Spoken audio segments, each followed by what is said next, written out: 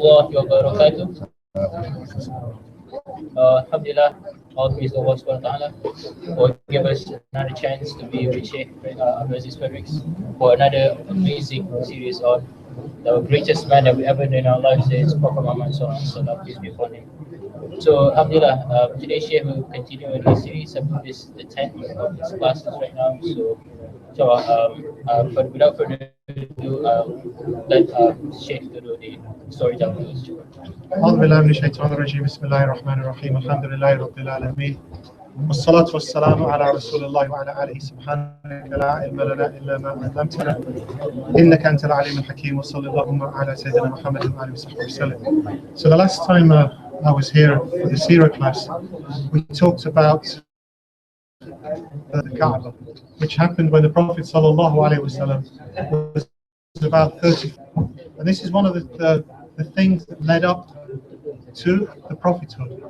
So between the time of 35 and the time of the prophethood, the age of 40, this period, we could call it the period of anticipation. What do we mean about anticipation? Is everybody knew something was going to happen. Everybody knows something is going to happen, but they're not quite sure what. And in some ways, this period of anticipation back to the time of the Prophet ﷺ, because we know that when the Prophet ﷺ was born, there was this major event, which was the coming of Abraha from the Yemen with the elephants to try and destroy the Kaaba, and this occurred in the year of the Prophet ﷺ's birth. So people remembered that year as the year of the elephants, and they called from that time onwards people of Mecca Ahlullah. They call the people of Mecca the people of God. So already for these 40 years, up until the time when the Prophet ﷺ introduced people to Allah subhanahu wa ta'ala, the people, the Arabs, already people of Mecca. So they were just waiting, in effect, for a prophet. But of course, the people of Mecca were polytheists. They believed in more than one God. They believed in idols. And this was the majority of them. They all believed ultimately in a God, but their intercession was through idols. So they didn't know how to approach Allah subhanahu wa ta'ala. So this period of preparation or anticipation was not just felt among the Arabs, it was felt among everybody. And just to quote what Ibn Ishaq said, Ibn Ishaq is one of the great people of Seerah. He says, قال ابن إسحاق وكانت الأحبار من اليهود ورهبان من النصارى وكهان من العرب قد تحدثوا بأمر رسول الله صلى الله عليه وسلم قبل مبعثه لما تقارب زمانه. So they said that the Jews, especially the rabbis, the leaders of the Jewish community, and the Christians, especially the monks. And why the monks important is the monks cut themselves off from the dunya. They weren't interested in the worldly matters. They were only waiting for the spiritual guidance. And they've been waiting from the time of Sayyidina Isa, from the time of Jesus, to the time of the Prophet ﷺ in anticipation. And we already talked about several monks in the story. We talked about the monk who didn't mention so.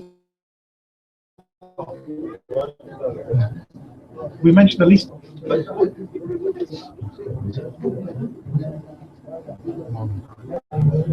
No? You remember this story? You don't remember? Bahira. Bahira is the first monk we mentioned. You remember the story now? Well, how old was the Prophet sallallahu alaihi wasallam when he met Bahira? Approximately 60, 50.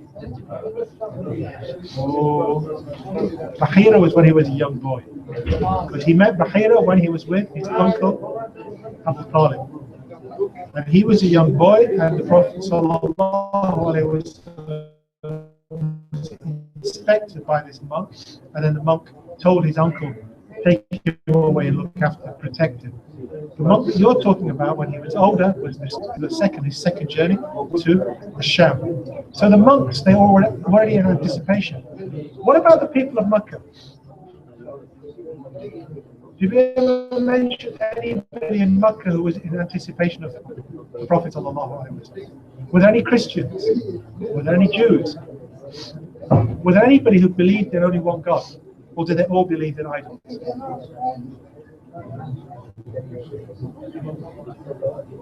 What about the Christians? How many of them were there in Makkah? Not in Jerusalem. I mean, in the Sham there was lots. In Yemen there was lots. But in Makkah, there were only 4 people.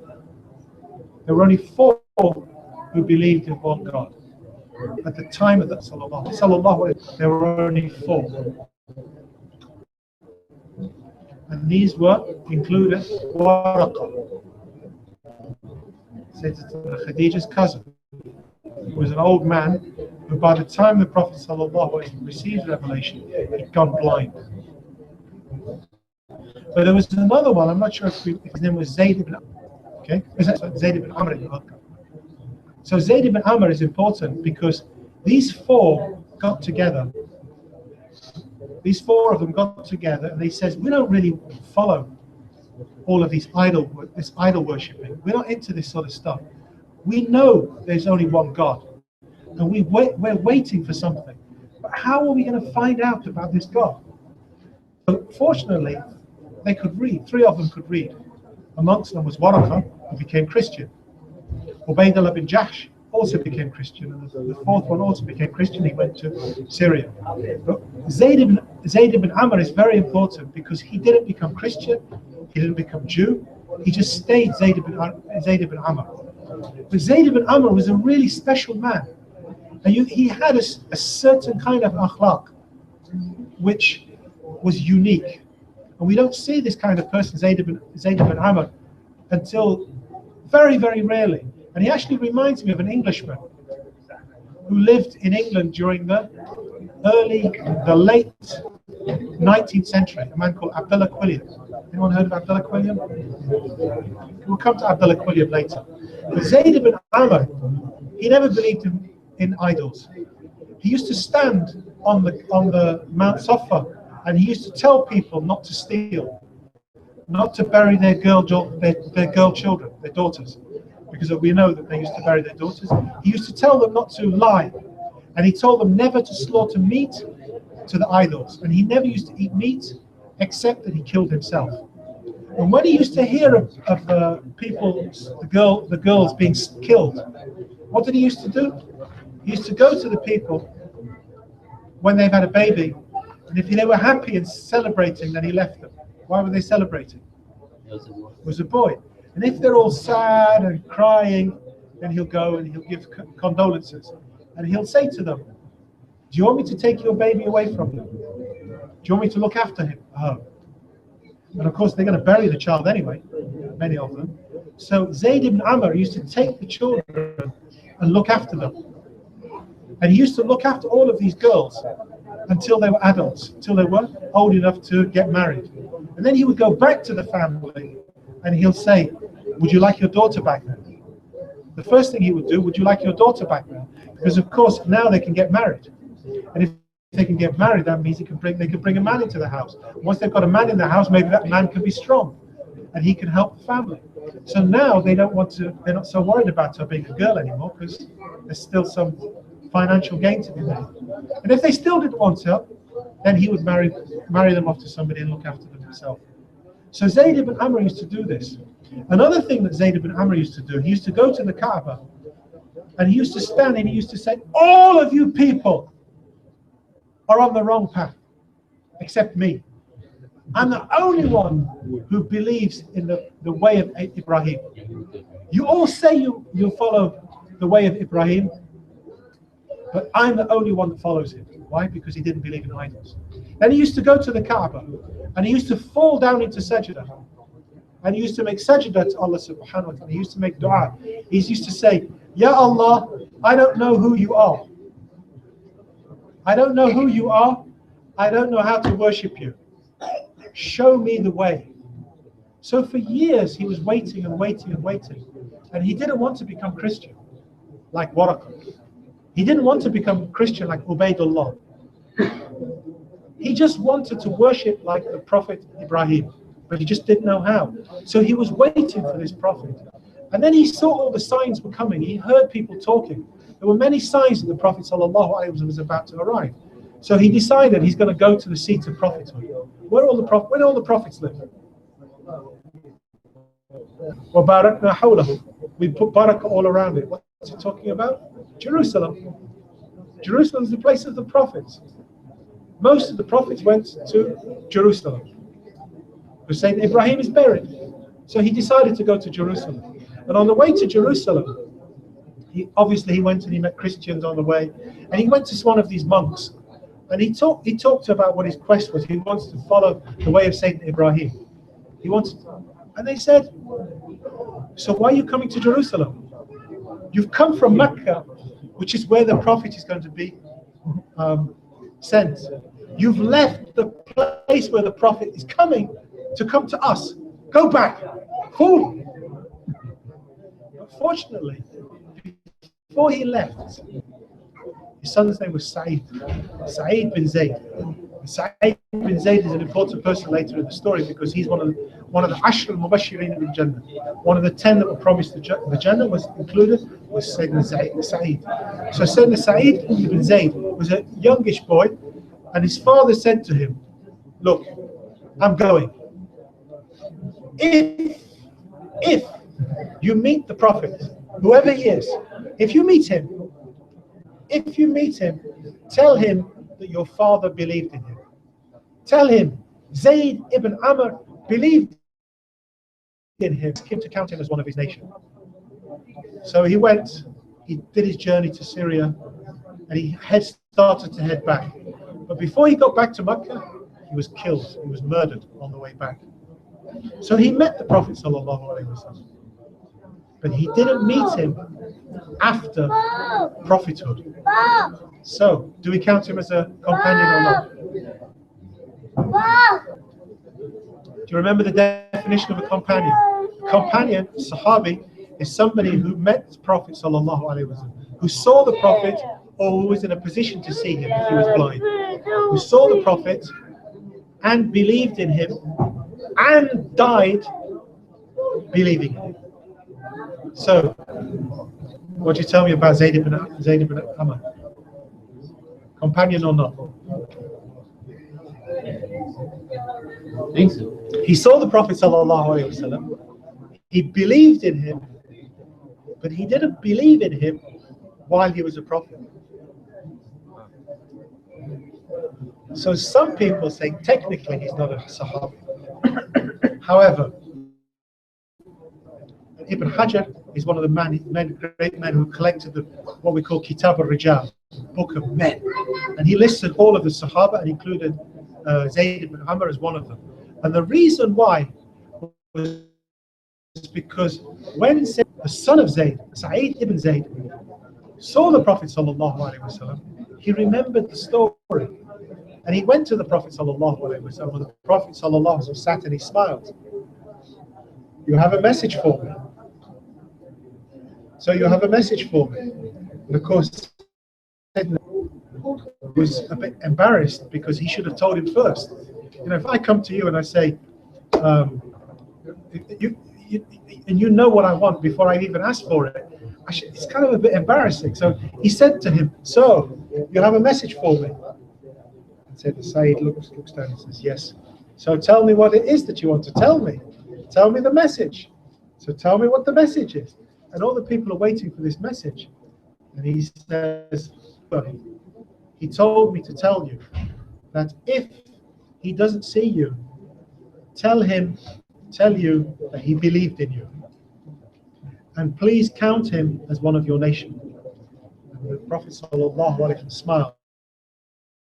He says, Zayd Ummah on his own, meaning he was a complete nation on his own.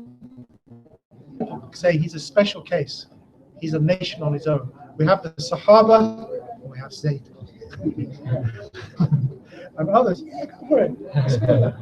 Marhaba. And others say that he's counted as a Sahaba. But anyway, that's one of the people. Now, of course, what the chapter is about, what we're talking about here, is not. He's meant Jews, the Christians, and in fact, I cannot read you the title of the chapter title, because the chapter title is quite interesting. It says, "Bab ma ja'a min amri Rasulullah sallallahu alayhi wa sallam min ahbar al-Yahud," from the rabbis of the Jews. وعن الرهبان من النصارى, and the monks from amongst the Christians. وعن الكهان من العرب, and the soothsayers from the Arabs. على ألسنتهم وعلى غير ألسنتهم, through the jinn and others. وما سمع من الهواتف, and that which is heard on the voices through the sky. ومن بعد الوحوش, animals. ومن بعد الأشجار, and also from trees. واضطرت الشياطين من استراق السمع عند مبعثته بكثرة تساقط النجوم, and also what the shayateen, even the shayateen recognized the Prophet sallallahu alaihi wasallam because of the shower of stars. All that means proper English. Sorry, I'm speaking in shooting stars. A shower of shooting stars.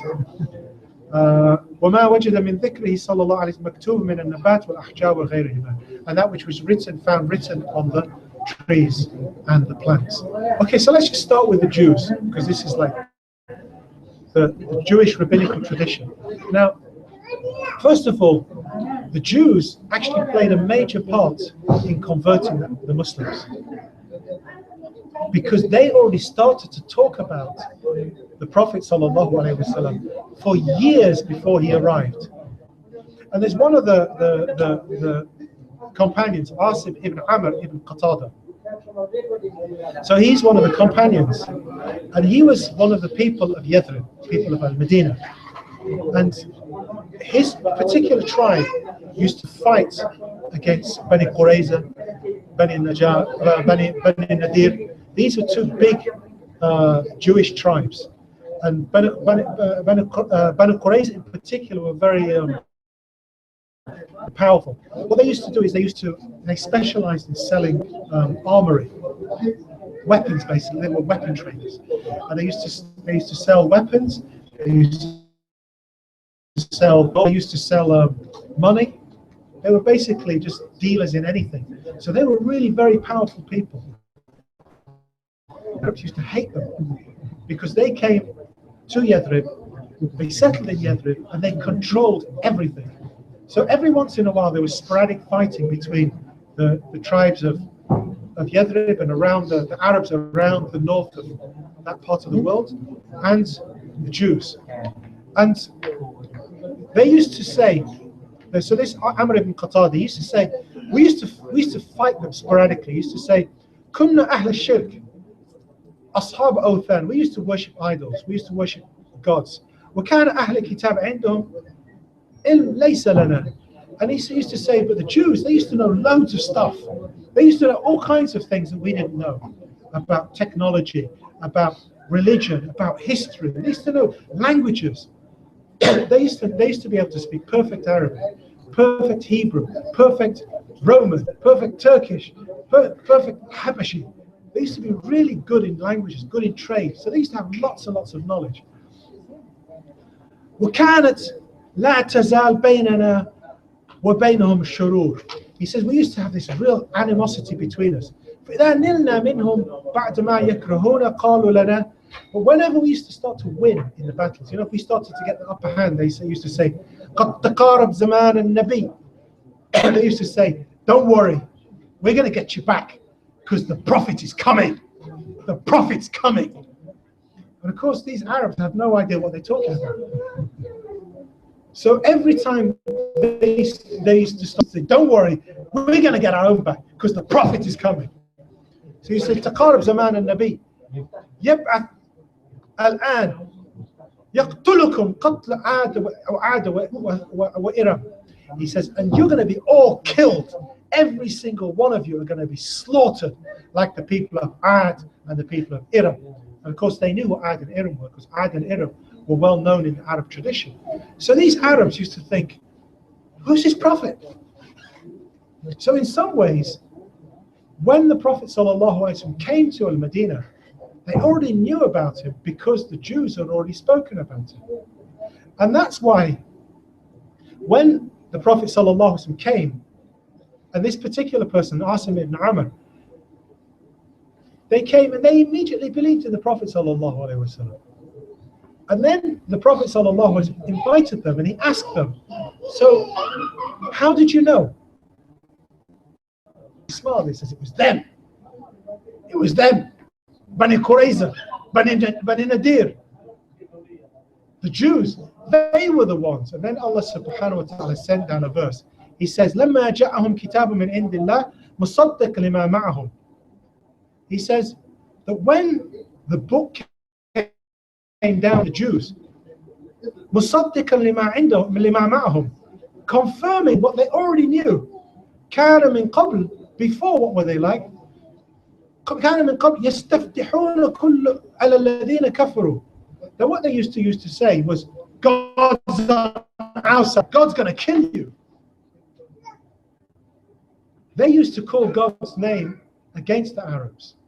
And now, when Allah subhanahu wa ta'ala did send them the Prophet, what did they do? فَلَمَّا جَاءَهُمْ مَا عَرَفُوا. And when it came, what they already knew about, what happened? كَفَرُوا بِهِ فَلَعْنَةُ اللَّهِ عَلَى الْكَافِرِينَ. And so the curse of Allah is on those disbelievers. And Asim ibn Amr tells his story of how this verse came down. It was because of them. And it was common. I think when I talked about the birth of the Prophet ﷺ, I think I mentioned one famous Muslim poet. Did I not? It's quite possible this was so long ago you might have forgotten. No? Okay, if I mention a Muslim poet from the companions, surely you can remember. If you didn't remember the story, you know the name. Who's the most famous poet in the time of the Prophet ﷺ? Hassan ibn Thabit. You heard of Hassan ibn Thabit? You remember, just you couldn't remember the name maybe. Now Hassan ibn Thabit, he lived to 120 years old. And he said, I spent 60 years in Kufr and 60 years in Islam. And he became Muslim when the Prophet ﷺ arrived in Al-Madinah. And he knew the Prophet ﷺ was coming because when he was about 10 years old, 10 or 11 years old, he used to live among Bani Qurayza, the tribe, the Jewish tribe. And he remembers a famous incident where there were shooting stars and there was lots of things, peaceful, calm night. And he remembered the night. It was the 12th of Rabi al-Awwal. And he remembered the year because it was the year of the elephant. He knew it was a special night and a special year and a special event happened that year. Why? Because he heard Bani Qurayza come running out and they called all of the tribe to a particular spot. And their leader came and he started to cry. He says, it's happened, it's happened, it's happened. And they says, what has happened? He says, طَلَعَ النَّجْمُ أَحْمَدٍ. The star of Ahmad has risen. And he could tell by a particular star in the sky that the Prophet ﷺ was born. And so Hassan ibn Thabit remembered this story.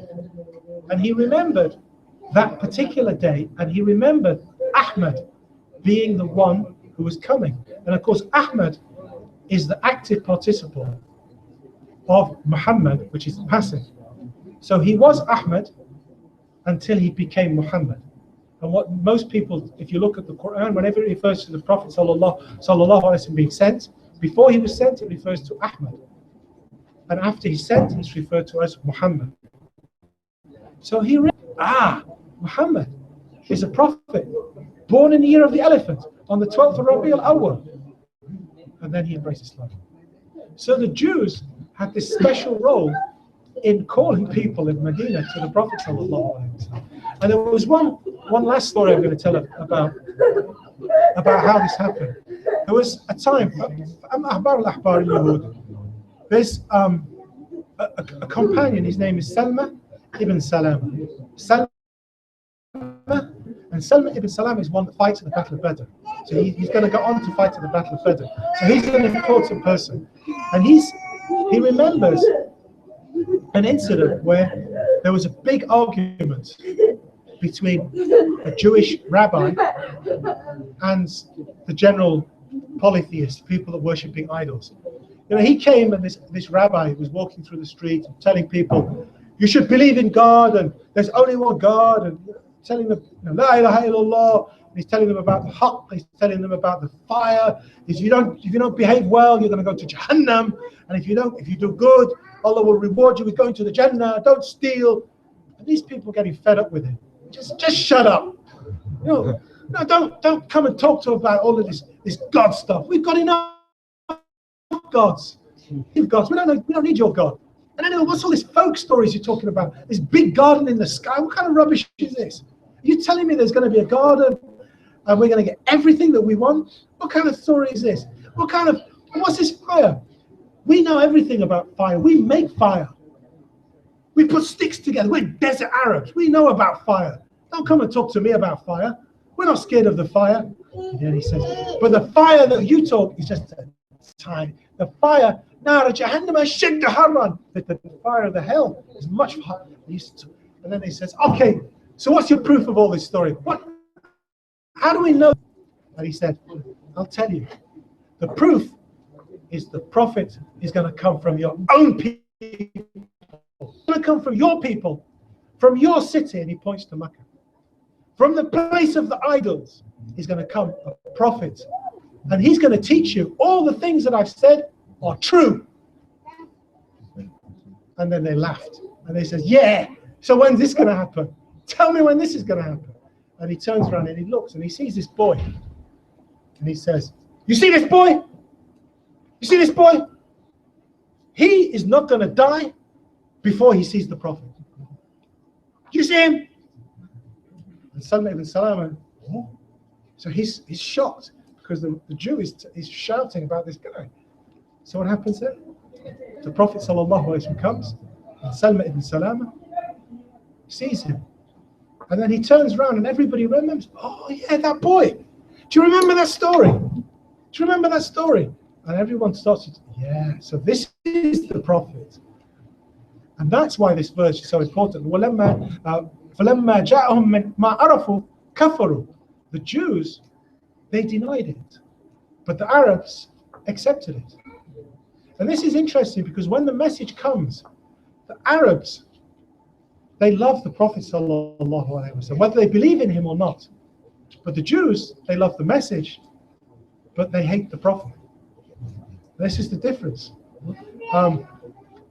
There's one last story which takes place, which is interesting because it's this is about the leader of the Jews, one of the leaders of the Jews, and he comes from Jerusalem. His name is Al-Hayban. Al-Hayban is from Bani Israel. But he grows up in what would now be called Lebanon. The reason I say that what is now be called Lebanon is because Lebanon is famous for the cedar tree. You know, the tree on the Lebanese flag. Okay, so at some point he talks about this tree. So I'm assuming that it's that part of the world it comes from. But in the hadith it just talks about Sham. So he comes from a Sham. قدم إلينا قبل الإسلام بسنين. So they're telling the story about this old man. This old man, Shaykh min Bani Qurayza, is telling the story. A man came to us from Sham. يقال له هيبان. قدم إلينا قبل الإسلام بالسنين. He came many years before. And he lived amongst us. And he lived amongst Bani Qurayza. So of course Bani Qurayza is a Jewish tribe. And this man from Sham comes and he lives amongst them. And everybody knows what a good man he is. And he says, والله ما رأينا رجل قط لا يصلي الخمس أفضل منه. He says nobody prayed like this man. So this man, he's from Bani Israel, but he's like the most righteous and most religious, the most upright of all of them. And even the rabbis, they look to him and respect him. Not only the rabbis, but the polytheists, the people that worship idols, they look at him and they say, this man is something special. So فأقام عندنا فكنا إذا قحط. He lived amongst us, and whenever the rain stopped descending, whenever there was a drought, they used to go to him. And they said it didn't just happen once or twice, it happened many, many times. So during the years, every time there was a drought, what did they used to do? Go to ask him to pray. These are the Jews. These are the Arabs, the non-Muslim Arabs. These are the polytheistic Arabs. They would go to this man, Hayban, and they'll say, pray for the rain. He says, no. First of all, you have to give sadaqah. The rain won't come unless you give sadaqah. So how much? Then he would say, and he'll tell them exactly how much they should give. He'd say, تقدموا بين يدي نجواكم صدقة فنقول له كم. They would say how much? فيقول ساع من التمر. He used to give a big weight of dates. ومدين من شعير, and 2 handfuls of barley. So they gave them, they'd given charity. Then he would go out to pray. He'd go out to a specific place and he would pray until it rained. And it would always rain. It never failed. That's why everybody believed him. Everybody trusted him. And then on his deathbed, he calls all the people to him. And of course, everyone realizes how, so everybody wants to visit him. This is the great wali, so to speak, the great saint of Bani Israel is going to die. So they come to him and they ask him, make dua for us. And he says, let me tell you, did you ever think why I came from the land of the red tree? Why did I leave the land of plenty to come and live here? Did you ever wonder why? He says, of course we wondered, but we didn't ask. He said, because I expected the Prophet. The Prophet to arrive here. And I was waiting for him. And I was hoping that I would be one of those that believed in him. But I won't see him, because soon I will be meeting my Lord. But let me tell you, he's coming. And let me warn you that if you don't believe him, there's going to be big trouble for you. He has come with the sword. And if you disobey him and you fight against him, he will lock you away and he will banish you from the tribe, from the great palaces of Khaybar. Khaybar is where the Jews used to live, one particular tribe just north of. They were massive fortresses. And he says he will banish you from there. And of course, they're thinking, how could some Arab guy kick us out of our palaces? He says, don't fight him. And when the Prophet ﷺ came, there was two young boys who were there, and they were Tha'laba ibn Sa'iyah, Asad ibn Sa'iyah. These are 2 Jewish people from Bani Qurayza, and they were from Bani Qurayza who fought against the Prophet ﷺ. Came and he banished them. All of a sudden they remembered Hayban, and they went to the Prophet ﷺ and made tawbah, and they said, please, we didn't mean to fight against you, we were just following our leaders.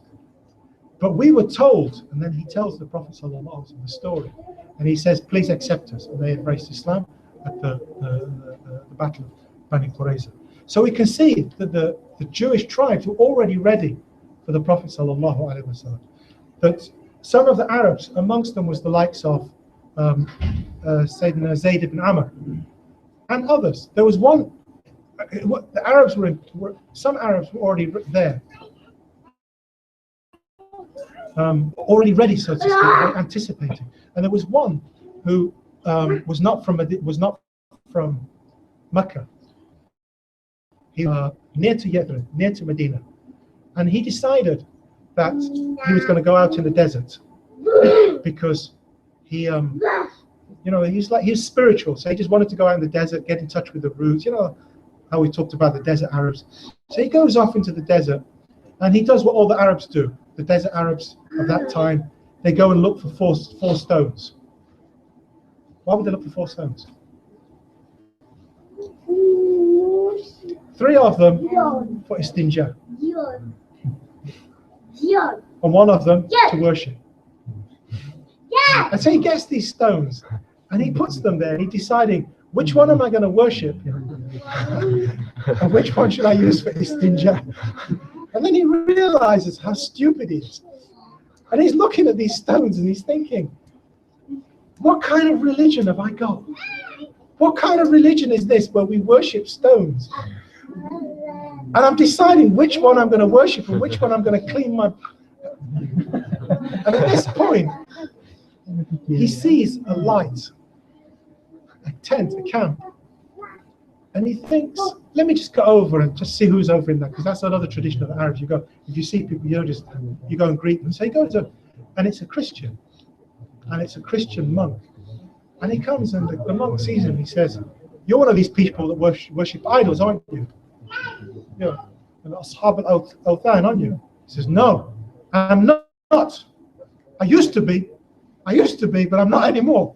He just this few minutes ago decided. He says, "No, I don't anymore." He says, "So what do you worship?" He says, "I don't know." So he's telling, "I don't know. I don't worship idols anymore. And I'm looking for the truth.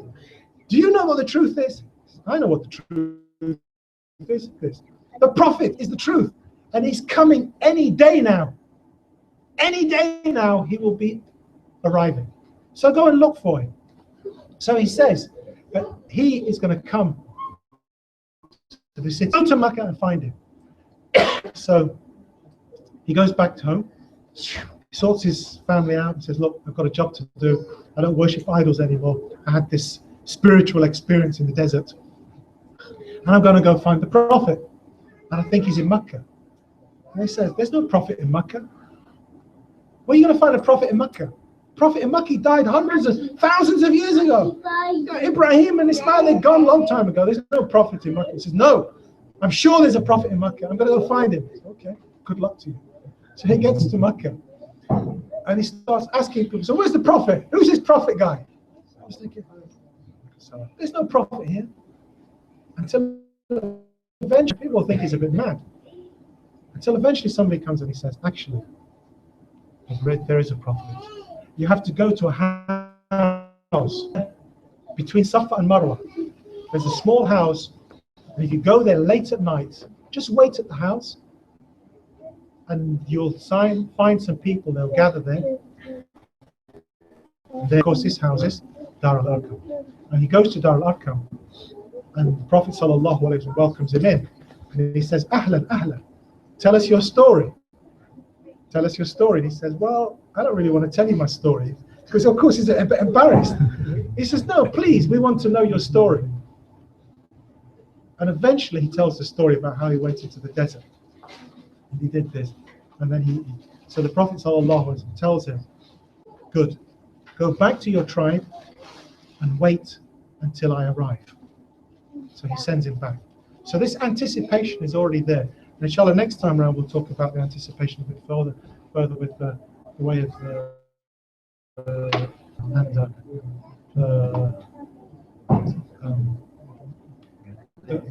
the idol worshippers as well.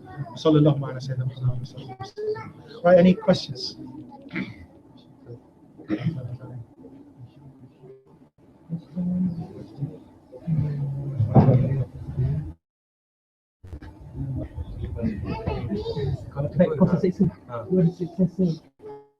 مرحبا.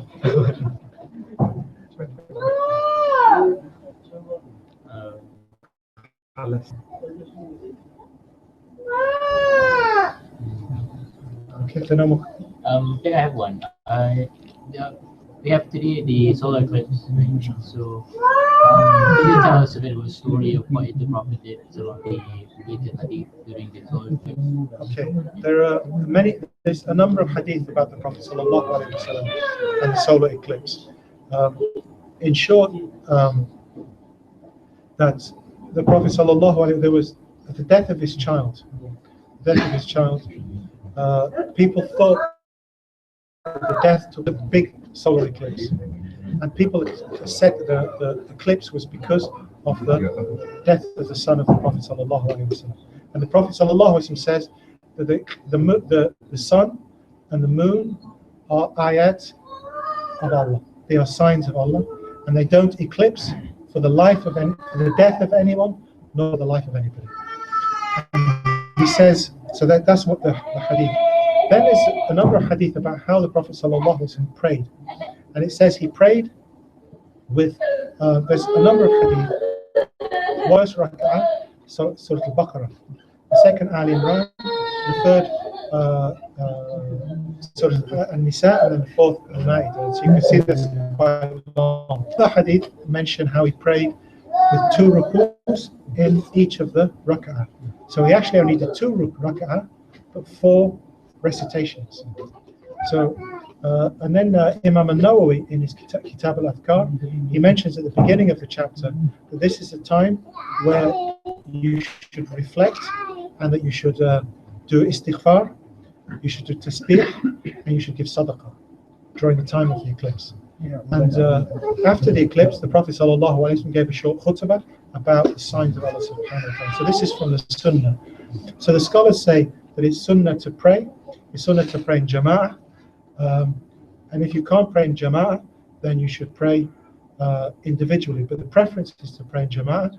If you're praying in Jama'ah, the Imam should also, out of the adab of Imamat, he should have respect for the 4 people that are praying behind him. So if it's all us guys, we're all quite fairly fit and strong and can focus, so we can read Surah Al-Baqarah. But if there are children amongst us, or older people, or people who can't stand, or people who can't concentrate maybe, or because it was at 8:30, 9:30 in the morning, they've got to go to work, then maybe we'd shorten it to meet the needs of the community that we're with. If you can't pray it in Jamaat in the mosque, which is what the Prophet ﷺ did, then you pray in Jamaat at home. According to Imam Shafi'i, you read the Salat of the solar eclipse loud and the lunar eclipse softly. And according to the Hanafis, you don't read either of them loud. It's both silent. So that's something about the eclipse.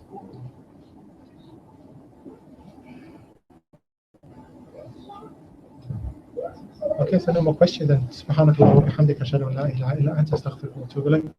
بسم الله الرحمن الرحيم والعصر إن الإنسان لفي خسر إلا الذين آمنوا وعملوا الصالحات وتواصوا بالحق وتواصوا بالصبر. جزاكم الله خير. السلام عليكم.